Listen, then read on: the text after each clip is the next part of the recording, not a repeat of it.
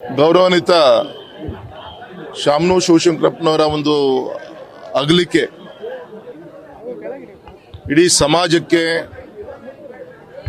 ಮತ್ತು ಅನೇಕ ಮಾದರಿ ಕ್ಷೇತ್ರಕ್ಕೆ ತುಂಬಲಾಗದ ಒಂದು ನಷ್ಟವನ್ನ ಭರಿಸಲಿಕ್ಕೆ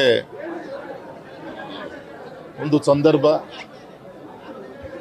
ವಿಶೇಷವಾಗಿ ಮಹಾಸಭಾದ ರಾಷ್ಟ್ರೀಯ ಅಧ್ಯಕ್ಷರಾಗಿ ಆ ಸ್ಥಾನಕ್ಕೆ ಒಂದು ನ್ಯಾಯಯುತವಾದಂಥ ಒಂದು ಆ ಜಾಗದಲ್ಲಿದ್ದು ಅನೇಕ ನಮ್ಮ ಧರ್ಮ, ನಮ್ಮ ಉಪಪಂಗಡಗಳು ಎಲ್ಲದೂ ಕೂಡ ಇದ್ರೂ ಕೂಡ ಸರ್ವ ಉಪಜಾತಿಗಳನ್ನು ಕೂಡ ಒಟ್ಟಾಗಿ ತೆಗೆದುಕೊಂಡಂತ ಒಬ್ಬ ಧೀಮಂತ ನಾಯಕರು.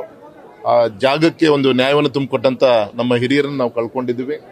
ಮತ್ತೆ ಸಹಜವಾಗಿ ಒಂದು ಕಷ್ಟಜೀವಿಯಾಗಿ ವಿದ್ಯಾಭ್ಯಾಸದ ಒಂದು ಕೊರತೆ ಅವರಲ್ಲಿದ್ರೂ ಕೂಡ ಇವತ್ತು ಲಕ್ಷಗಟ್ಟಲೆ ವಿದ್ಯಾರ್ಥಿಗಳಿಗೆ ಶಿಕ್ಷಣ ದಾಸೋಹ ಮಾಡಿದಂತ ಒಬ್ರು ಹಿರಿಯರಿದ್ದಾರೆ. ಮತ್ತೆ ಯಾವಾಗಲೂ ಕೂಡ ಒಂದು ಕೈ ಯಾವಾಗಲೂ ಕೂಡ ಸಮಾಜಕ್ಕೆ ಆಧ್ಯಾತ್ಮಿಕ ಕ್ಷೇತ್ರಕ್ಕೆ ದೇವರು ದಿಂಡ್ರು ಯಾವುದಕ್ಕೂ ಕೂಡ ಕೊರತೆ ಆಗಲಿ ಅಂತ ಒಂದು ಹೃದಯ ಶ್ರೀಮಂತಿಕೆ ಇರುವಂತ ಒಬ್ಬ ಹಿರಿಯರು ನಾವು ಕಳ್ಕೊಂಡಿದ್ವಿ. ವಿಶೇಷವಾಗಿ ನಾನು ನಮ್ಮ ತಂದೆ ಮೊನ್ನೆ 15 ದಿನ ಕೆಳಗೆ ಸ್ಪರ್ಶ ಆಸ್ಪತ್ರೆ ಹೋಗಿ ಮಾತಾಡಿಸ್ಕೊಂಡು ಕೂಡ ಬಂದಾಗ ಕೂಡ ಆ ಮುಖದಲ್ಲಿ ಆ ಕಳೆ, ಲಕ್ಷ್ಮಿ ಕಳೆ ಹಾಗೇ ಇತ್ತು. ಪಾಪ ಇವತ್ತಿಷ್ಟು ಬೇಗ ನಮ್ಮ ದೂರ ಚಲದಿದ್ದಾರೆ. ಮತ್ತೆ ಇಡೀ ರಾಷ್ಟ್ರದಲ್ಲಿ ಅತ್ಯಂತ ಒಬ್ಬ ಹಿರಿಯ ಶಾಸಕರ ಪಟ್ಟಿಯಲ್ಲಿ 95 ವರ್ಷ ಆದ್ರೂ ಕೂಡ ಇದು ಸಮಾಜಮುಖಿಯಾದಂಥ ಕ್ಷೇತ್ರದಲ್ಲಿ ತಮ್ಮಂತ ತೊಡಸ್ಕೊಂಡಂತರು. ಮತ್ತು ವಿಶೇಷ ಅಂದ್ರೆ ಮೊನ್ನೆ ನನ್ನ ಮಗನ ಮದುವೆ ಬಂದು ಆಶೀರ್ವಾದನ ಮಾಡಿದ್ರು.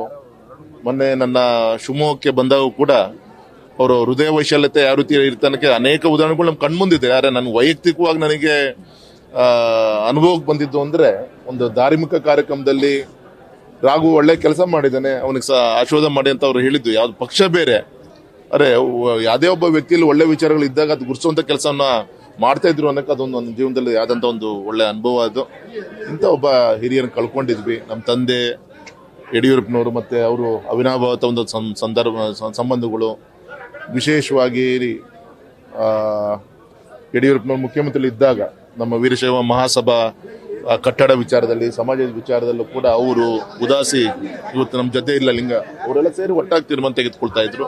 ಈ ರೀತಿ ನಮ್ಮ ಸಮಾಜದ ಒಂದು ದೊಡ್ಡ ಒಂದು ವಜ್ರ ಅನ್ನೋ ಒಂದು ಆಸ್ತಿಯನ್ನು ನಾವು ಕಳ್ಕೊಂಡಿದ್ವಿ ಅಂತ ಹೇಳಿ ನಾನು ಹೇಳಿ.